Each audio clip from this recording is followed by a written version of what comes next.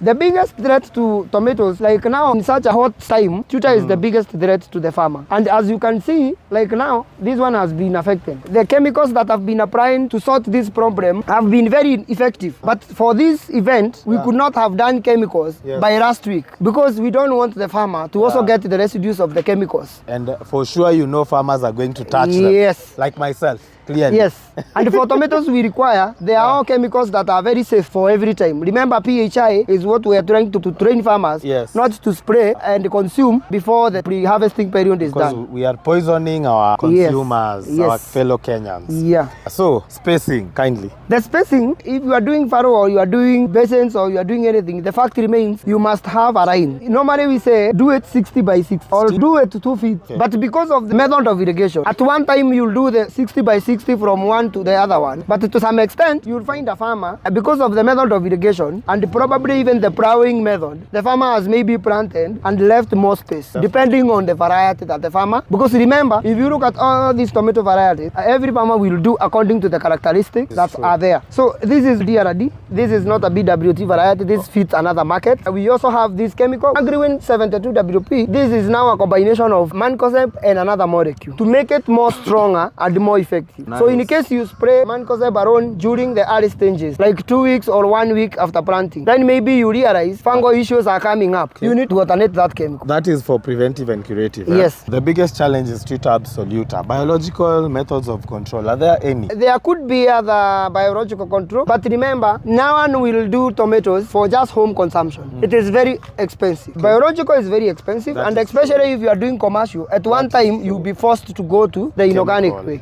So doing organic might be possible, but it might also be very expensive. At one time you'll be forced to alternate some other effective molecules. Another challenge for tomatoes is thrips. You'll notice as a farmer that your tomatoes are deformed, or you notice deformed leaves. That highly likely is thrips. Tell them how to address thrips. Thrips with tomatoes will always come, and the good thing with tomatoes is a one-time product, as in when you are applying the chemical. Like now we have a chemical that is used for tutor absoluta called Raptor. Remember, when you see a chemical that is specifically effective for one product, it must have a combination. One, you will find there is drips, but to some extent, if you have got threats on leaf miner and mites, you have to go for another alternative. When it comes to the specific insects that will affect the tomato, needs to be done timely. Because remember, there might be other insects. For example, let's assume that we have the small insects that look like caterpillar. Comes to the tomatoes very early. At one time, bollworm? Yes. You realize that early stages. Yes, it has already burrowed. It has already burrowed. Yes. So now the prevention should be done during the process. Prevention is better than cure. I always emphasize.